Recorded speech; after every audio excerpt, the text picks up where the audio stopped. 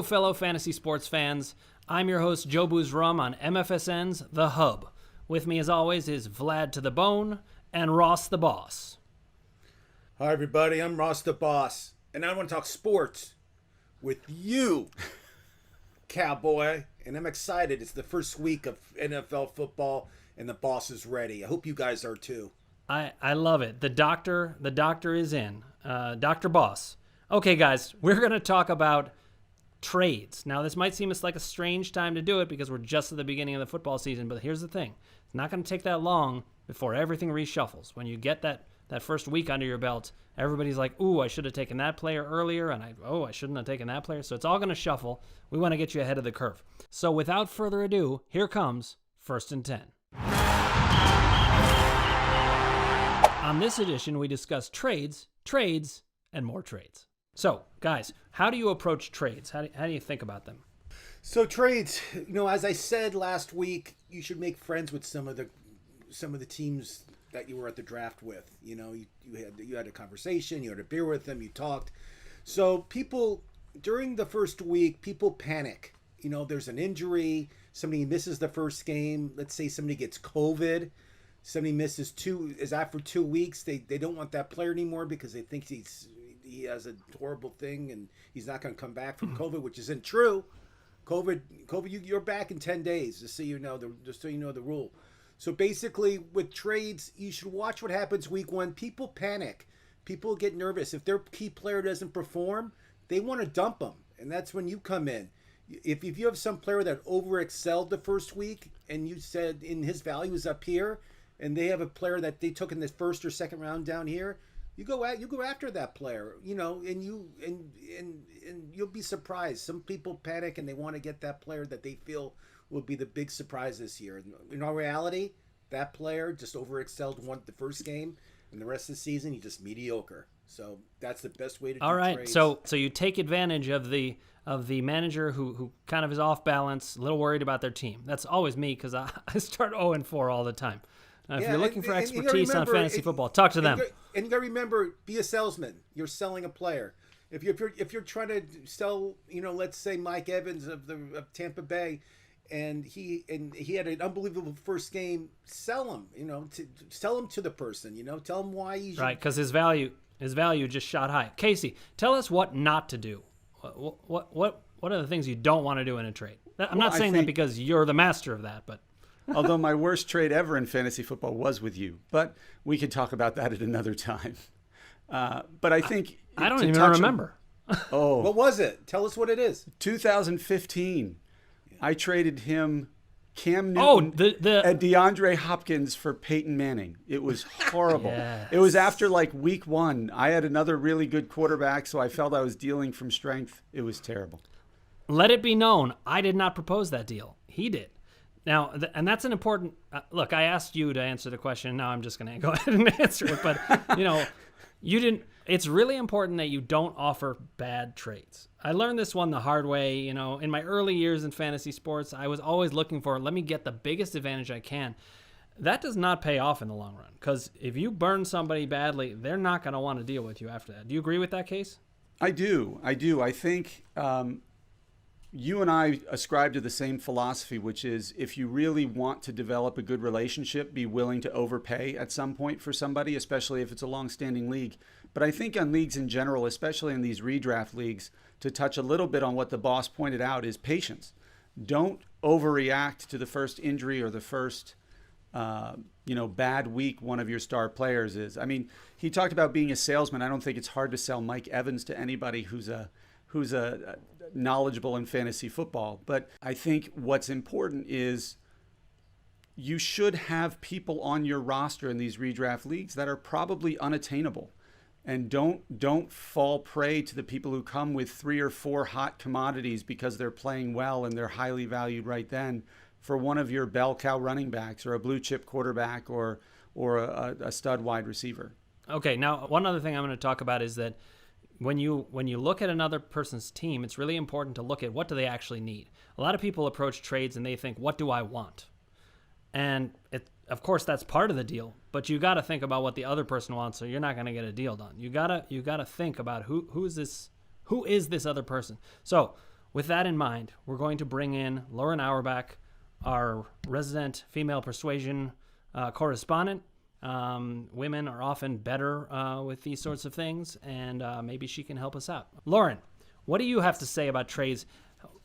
Some people don't like to trade at all. They don't like the risk of it. What's your take on trades? I think trades are an important part of fantasy. Outside of the draft, you're only going to be able to acquire players two ways: one via trade or one via, the waiver wire. So it's I think an essential part of a fantasy player's game is to figure out how to make deals and offer trades. Always have an open lines of communication. You always want to contextualize your trade, right? I think one of the things that I don't like is when you get just a standard thing from Yahoo. It's like, I want player A for player B, and there's no contextualizing the trade. You always want to tell your trade partner kind of what you're looking for, why you think that they're a good fit, a good trade fit.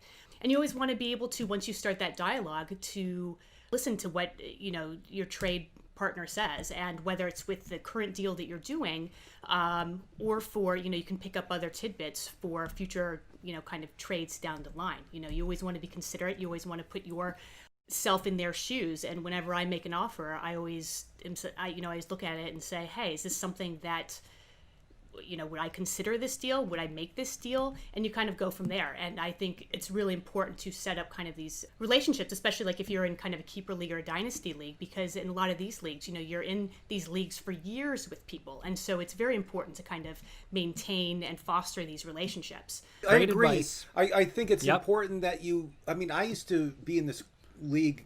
I'm not in it anymore, but it was fun.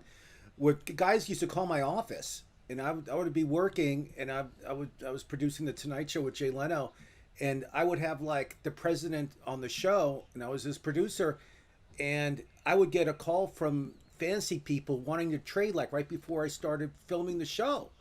And it was like, I would take the call, of course, because, if it's fantasy football, I had to. But I think it matters a lot is like doing that personal touch, calling people instead of emailing them. I think you're 100% right. I think that calling is always like better. I don't know why. I always got a lot more trades done when I talk to people on the phone. And people love the text. They love to use the email. But I think calling for Ross the Boss is the way he gets trades done. And I think that's a great idea. And I think that's the way to do it. Nice. So everybody out there, remember, use your words. Thank you, Lauren, for weighing in on that. Guys, next we're going to try to settle a debate on the worst kind of managers that you can find in your league. Oh my God, I can't wait. And that's why we have our next segment, The Great Debate. Okay, guys, we've all been in leagues with people that we wish we could get out of those leagues, or at least get those people out of the leagues. I'm talking to you, Shawana Meter. Ross, you may not know him, but you don't want to meet him. Trust me. So I want to talk to you guys about your least favorite kinds of fantasy managers. I'm always surprised at how different people don't like different types of managers. You'd think that everybody would not like the same stuff, but it's different. In this case, I'm going to start with you. Tell me your least favorite kind of manager. My least favorite kind of manager is probably the manager who overvalues their own players and then offers a bunch of trades that are all low ball offers to start, and then is pretty unreasonable if it opens up to a negotiation. That's got to be one of my least favorite. And then, in referencing Shawana Meter, which is the one who I'm all for subtle trash talking in fantasy sports and competition in general, but those who make personal attacks or suddenly make it very uncomfortable for everybody in the league. Ross, have you ever been in a league with somebody like that who just became No, I kind of never bullying been and personally aggressive? attacked. No, I never personally attacked.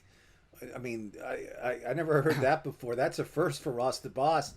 I mean, my least favorite is the person that comes to the draft, talks a big game, and then the person doesn't engage or doesn't want to do anything to do with the league, kind of quits the league because they're losing, because the team they picked, either all the players got hurt or the players are not performing well. That person kind of just drifts away and quits. That's my biggest thing is like, I've had teams where I've had my starting quarterback and running back hurt the first couple weeks, and I got off the waiver wire. I got off these huge players, and I won the league.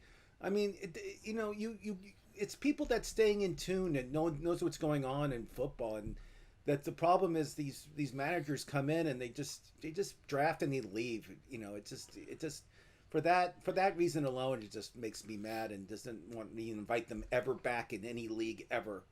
But absolutely, I think the deadbeat manager does drive me completely crazy. It's like you have just a dead roster. I mean, if it's like, especially with trades, if you're trying to get a player and you're like, look, that's the player I need, and it's on the dead roster, it's altering the whole game, and it's really annoying. I will tell you, the worst is these people who actually bring personal conflict into fantasy sports. It's supposed to be a fun game. Anybody who's doing that is just way out of line.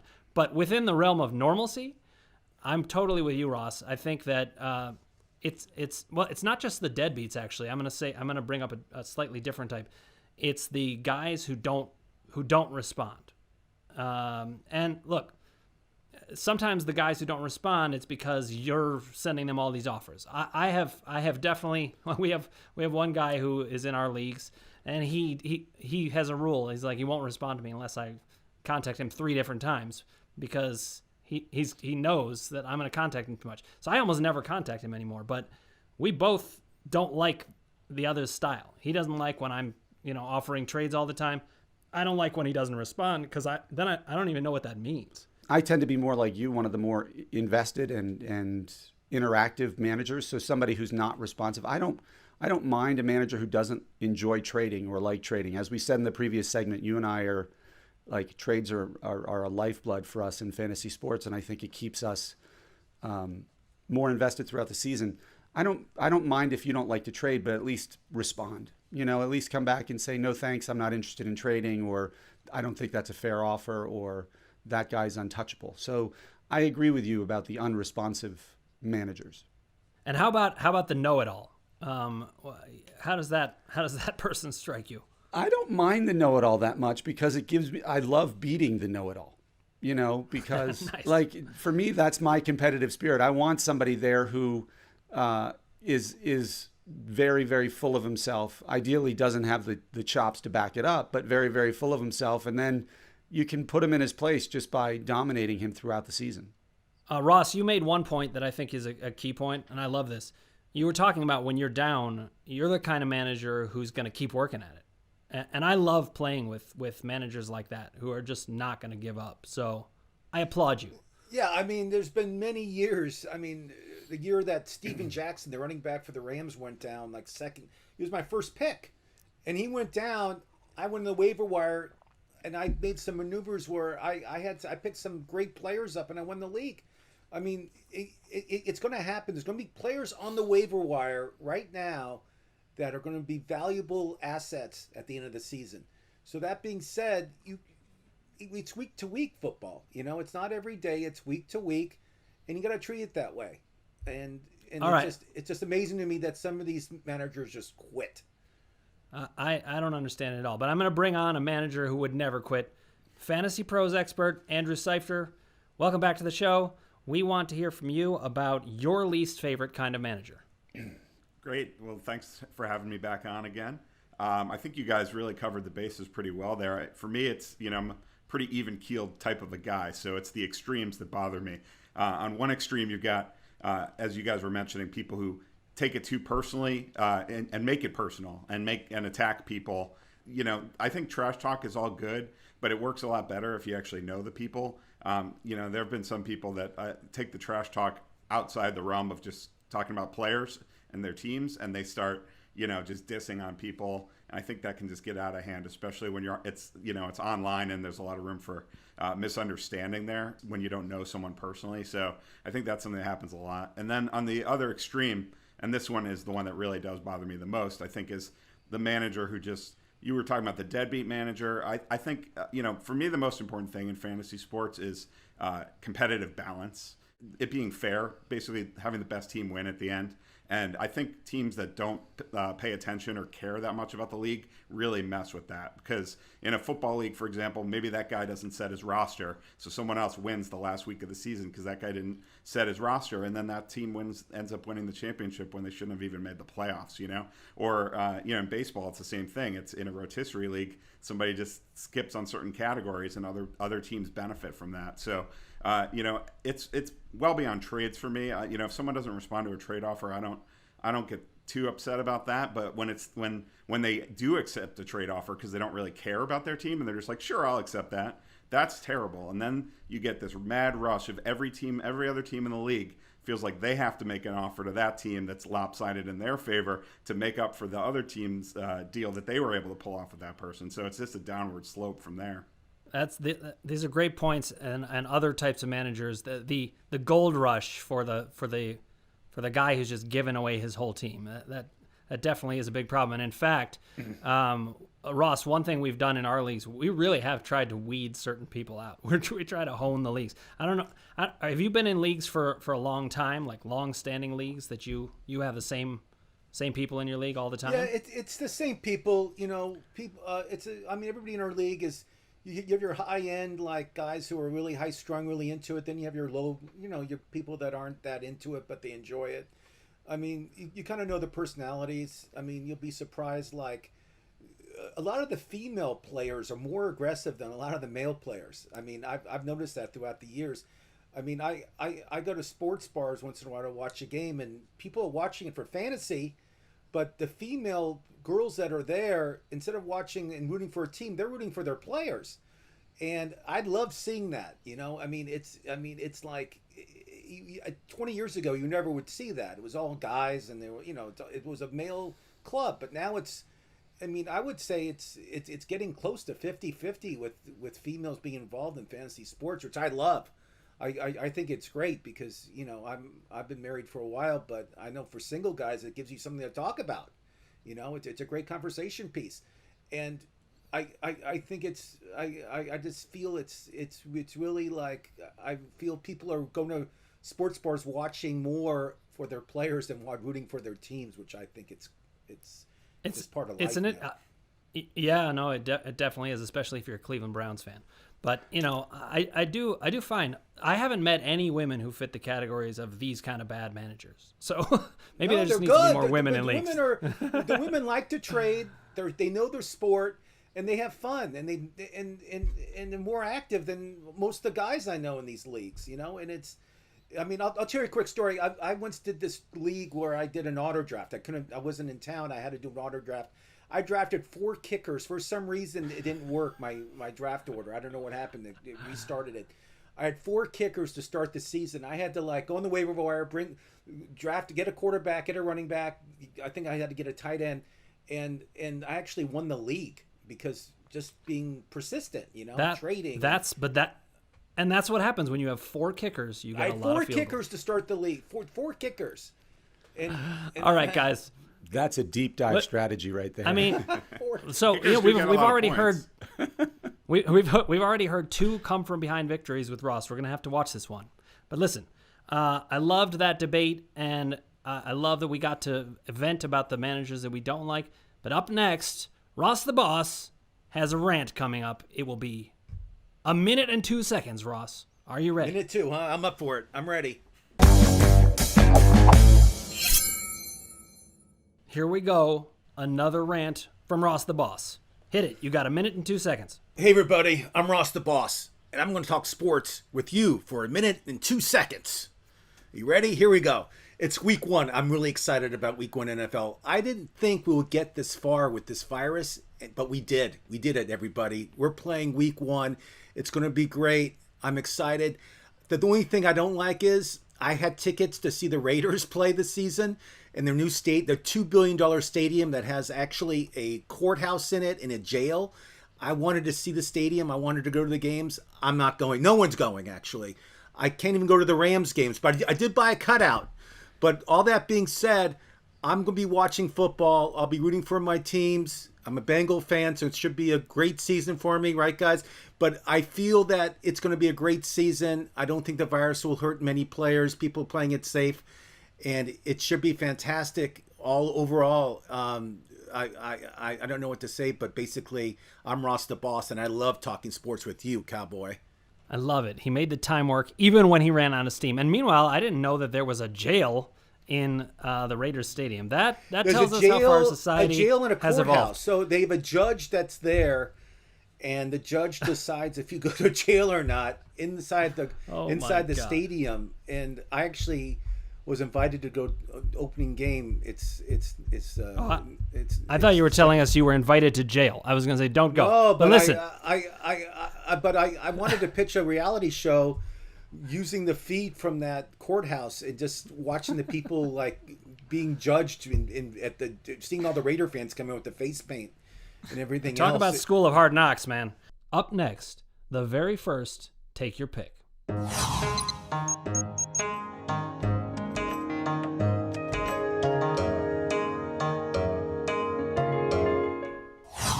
Okay, guys, let's talk about who to start and who to sit. Now, I did want to just say, don't get cute. Start your best players. Doesn't matter whether they slumped in the last game. The worst feeling in the world is to bench one of your great starters that you invested a high pick in and then they explode.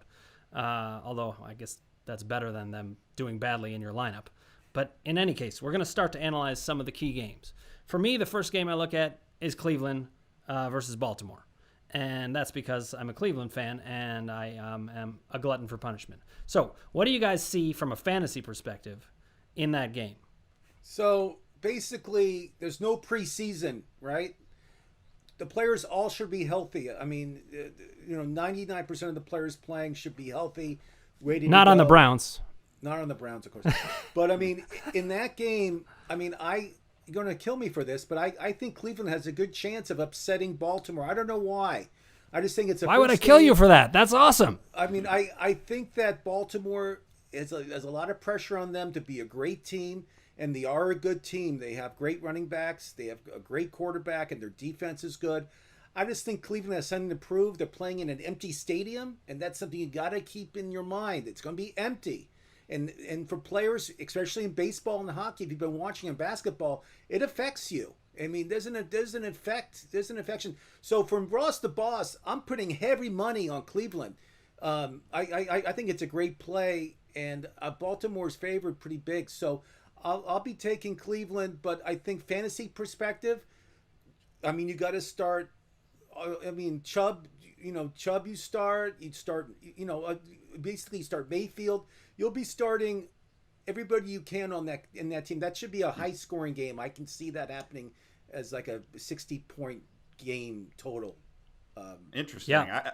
I mean, the Ravens have a pretty good defense. I'm really interested to see. I used to go to this game. I live in the D.C. area, and I used to go to the Browns-Ravens game to root for the Browns every year until I realized that was like going to the dentist every year, but you don't even get your teeth cleaned. So I stopped doing that. But I think the Browns are a really interesting team this year because they had a really disappointing season last year. I'm pretty optimistic that they can bounce back under Kevin Stefanski and get more in a groove. I do think Mayfield can kind of have a little bit of a bounce back year, but I'm not going to trust him in week one against that Ravens defense, even if there are no fans in the stadium. I think the Browns, at least early on, are going to lean really heavily on their running backs. And Nick Chubb is certainly a guy you're playing every week, but Kareem Hunt is pretty underrated as a fantasy asset too. I mean, when he came back from his suspension last year, he was a force down the stretch, and he actually scored in PPR leagues. He actually scored more fantasy points than Nick Chubb did over the last 8 weeks of the season. So, I think that's going to be interesting. And the Ravens are a really interesting team. I mean, we know Lamar is going to be amazing, but their passing game last year didn't do a whole lot. I mean, Mark Andrews was great, and I think he can maybe be even better this year now that Hayden Hurst is gone. But it's going to be really interesting to see Hollywood Brown. Does he take that big step this year? Okay, now, I wanted to weigh in, but I let you guys run with that one. I want to get to now the Philadelphia football team versus the Washington football team. You can still call them the Eagles, but the Washington football team is squaring off against the Eagles. What are we seeing there? What do you guys feel about Carson Wentz? What do you feel about Haskins? What's going to happen in this game? So I'll go first again. So in this game, I love how Washington's called a team of what's their official name? The official Washington The, D.C. football the Washington. Washington Oh, is it the DC Washington D- Football Club or whatever the Very creative. So I mean, they're they're a team that's just in disarray. I mean, they have Juice who's going to be hurt by week 3. I mean, he gets hurt every year. You got Haskins who's not reliable at all as a quarterback. I mean, Who are you talking about? O.J. Simpson? But and then you got the Eagles, but Carson Wentz has not been healthy the whole year, and he's healthy this year. I think he'll have a big year. I love the running back Sanders for the Eagles. He's going to have like 1,500 yards. He catches behind the backfield. He'll have a huge year for them, and I feel that the Eagles they're just going to destroy Washington and embarrass them, with that no name team. Yeah. When you dare to go out there without a mascot, you're not going to. I mean, It's going to come be on. interesting. Right. I think this game might actually be low scoring. The Eagles have to figure out their receiver depth chart. I know a lot of people are very excited about the rookie Jalen Rager, but this is going to be his first game ever. And the Redskins, not the Redskins, the Washington D.C. nope. football team's defense. The team that shall not be is named. A little bit underrated, actually. I think Washington's running game is really going to be interesting to see how that unfolds. I think Adrian Peterson is sort of a underrated, boring veteran who is going to be usable most weeks. But they got Antonio Gibson, that rookie, behind him, so it's going to be interesting to see how he gets worked in. But Carson Wentz is a great quarterback. I've got him top 10, but I'm not sure. He's going to have to figure out who's he's going to throw the ball to. Alshon Jeffrey's not going to be around, and Deshaun Jackson has had an interesting offseason, so we'll have to see. How Yeah, and I think Washington's defense is just bad. I mean, they have not improved at all at defense, and they probably got worse. I mean, I like it. Go ahead, Ross. I see them at least giving up 35 points that game. All right, we'll see. We will see. Now, Dallas versus the Rams. I wonder about game flow in this game. What do you think is going to happen? Is this going to be an Ezekiel Elliott game? I love this game because it's the Rams' first game in their new stadium. I went by the new stadium last week. It's unbelievable. Does it have a jail? No jail there. No jail. Only in Vegas. Only for the Raiders. Only for the Raiders. Oh, yeah, right. But of course. The stadium is immaculate. I mean, it's really like a beautiful place. The Rams practiced there for the first time last week, or 2 weeks ago. You think Jared Goff will be good this year? Goff. He'll be Jared Goff, right? He'll be Jared Goff. He'll have good games and bad games. His receiving core, I love Cooper Kupp. I also so love underrated. I love Robert Woods. Yeah. The running game's a big question. They drafted a rookie. Cam Akers, yeah. Cam Akers. I mean, he should be good over the course of the year, but they got to make up for Brandon Cooks. They got to make up. The main word you said he should. Game. I mean, having no preseason, this is where it hurts you. I have no idea how good he'll be in the pros, and no one does. But you're right. They have Henderson. They have a few other guys that can play running back, but they don't have a star at running back right now. I'll be honest. I'm more excited about the Dallas offense than the Rams offense right now. I think Dallas. They were a great offense last year, and they just added CeeDee Lamb to the mix. I mean, I think this could be the year where Dak Prescott really goes bananas. I mean, he's got 3 great receivers. Amari Cooper has really fit in so well in that scheme in Dallas. And then Michael Gallup took a huge step forward last year. So now, I mean, with those 3 receivers, Blake Jarwin could break out at tight end. They've got Zeke. I mean, that team could score just a boatload of points. And you mentioned Zeke. I think Zeke's going to have a huge year. I think he'll have 20 touchdowns. He'll have 1,500 yards. He's going to be huge just because, like you said, the receiving core for Dallas has improved 1,000%. And Dak is mad. They did not treat him nicely with his contract. They labeled that franchise tag on him, and he's not happy about it. All these other guys on the team got these huge $100 million deals, and he's still getting paid a lot of money. It's not like he's going to go. He's still doing well. But I felt he feels chip a little, on the shoulder. Yeah, a little chip. And when a guy has a chip, they play really well, and Dak's going to really play well in the Rams opening game, and I see the Rams losing that to Dallas by like 14, 17 points. All right.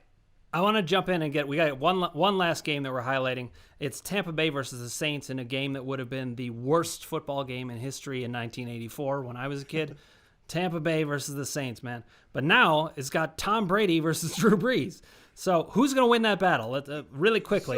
So we got two guys over 40 playing. It's in New Orleans. I still want to see Tom Brady throw a pass as a Tampa Bay Buccaneer. I won't see it till that game. But long story short, I think the Saints just have too many weapons, and I see them winning that game in a high-scoring game. High-scoring, because I think Brady will still put up points, but I see a 7-point win for the Saints, 35-28. Yeah, I don't know who's going to win, but I know that you should pretty much start any fantasy player you can think of in this game. I agree it's going to be really high scoring. The Saints are obviously a better team at home than they are on the road. The fact that there's no crowd there, I don't think really makes any difference. The fact they just don't do quite as well when they're playing on natural grass and with a loud crowd that's against them. So they're gonna do their thing. And then Brady, you talk about chip on their shoulder. He's in a new place and he wants to prove that he's got 5 years left on his career. So I think we've seen angry Tom Brady before and what he does to opposing defenses. So I think that both these teams are going to come out flying. And you got to remember what happened the last time a big hurricane hit Louisiana. The Saints won the Super Bowl. That's hurricane, right. Hurricane hit a weather argument. He's the prognosticator. I like it. I'm telling you, it's just a little fact I like to throw out. Ross the Boss facts. All right. That we're gonna see. The hurricane factor can, we'll see what happens with that. That is a whole lot of wind. All right. When we return, we find out who won the opening play-in games in Monster Madness. Stick around. You want to see this.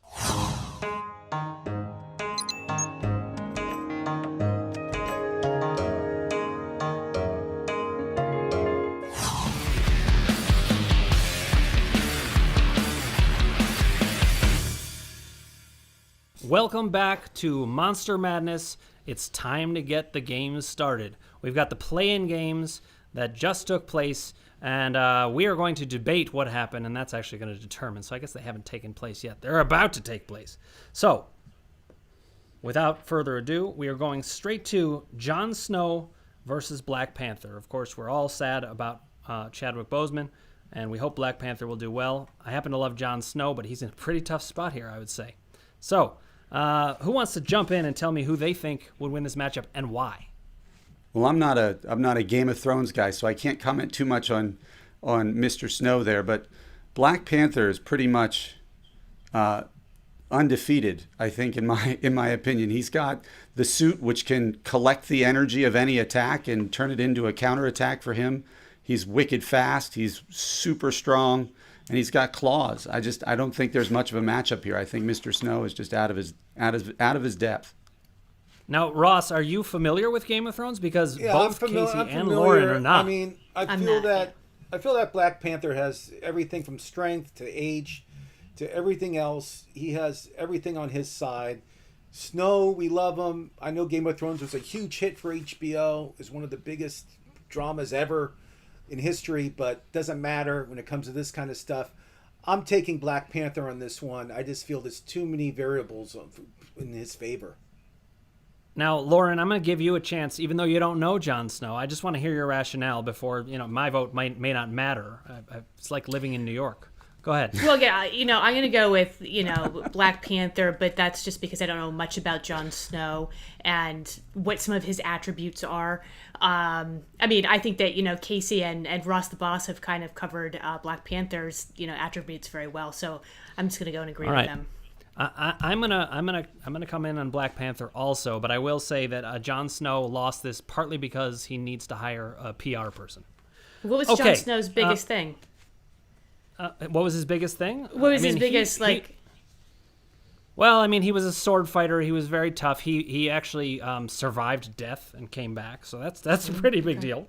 That's he was a great jouster. But he had his heart in the right place, but he just can't beat Black Panther. I completely agree. Okay. All right, no guys. contest. No contest. Now we're moving on to what may be my favorite playing game: Chewbacca versus Frankenstein's monster. Who you got? Somebody. Okay, All right, I'll I'll go. start then. I'll go. Oh, you. Okay, Frankenstein's monster. He can barely move. He can't talk. He has no brain basically. He has no superpower. He has no. The only thing he can do, if you get close to him, he grabs you. He can crush you. I guess that's his big attribute. I don't know what else he can do. Chewbacca. And I mean, Chewbacca. well, he's is facing like, off against a Wookiee. I mean, how can you be? Even if he squeezes a Wookiee is just as strong as Frankenstein's monster. Well, Chewbacca has the laser gun. He knows how to fight. He's a survivor. You know, I mean, he's been around for a long time. He has great hair. I mean, for me, I'm taking Chewbacca on this one. Just because of the hair. I hear factor. you. I hear you. But I'm gonna play devil's advocate here. The real Frankenstein's monster from Mary Shelley's Frankenstein was super fast. You probably don't know that. You think of him as but no, and maybe he talked like that. Putting on the Ritz. Peter Boyle would win this matchup Every time. But I'm going to go with Frankenstein's monster. You know, Chewie is really he's quite a fighter, but he loses his temper a lot, and I think He has no brain. He can't. You can't think. The guy It's has just Abby he's normal. like It's lobotomy in just- his head. It's just like in basketball. You don't want to think. You don't want to think during a fight. No. but, you Chewbacca's have- going to overthink it. He's going to become too emotional. All right, Casey, who do you have, or Lauren? You jump in. I'm going to go with Chewbacca. I mean, I like your argument. I understand Mary Shelley's Frankenstein's monster was pretty much a badass, but I'm going with the Hollywood rendition of Frankenstein in this fight. I think Frankenstein's monster. I think we can pick which one we're putting in there. I'm putting in Peter Boyle, and I don't know. I just got to go with Chewbacca. All right, Lauren, you have a very I'm going to go important with pick here. Frankenstein's monster. Oh, we there. have a tie. So, We have a do tie. we want to not have a tie? No, we can have a tie. No, we can have a tie. You have to vote your conscience. I'm going to go with Frankenstein's monster. You know. Okay, well, I'm going to tell you, our tiebreakers are normally done by Fantasy Pros expert Andrew Seifter. He is not here at this moment. However, I know that have he him on would. record knowing who he would choose. Me So too. We had this debate once, and you know who he chose? Frankenstein's monster. Frankenstein's Oh. monster. It's In over. fact, Can't be I- serious. No, in fact, actually, serious. Ross the boss. I mean, we should bring him on, next time to talk about this because he next makes time a we'll- very excellent, And argument he's for passionate about Frankenstein's it. monster He's will very go passionate deep. about it. Okay, guys, Yep. I don't want to lose too much time not talking about Hitler versus Mr. Miyagi. Oh, I mean, right. this is one of the favorite matchups people have. Some people they want to see Hitler get tortured. But I'm like, no, he's got to go down right away. And plus, I'm not letting him beat Mr. Miyagi. Not a chance.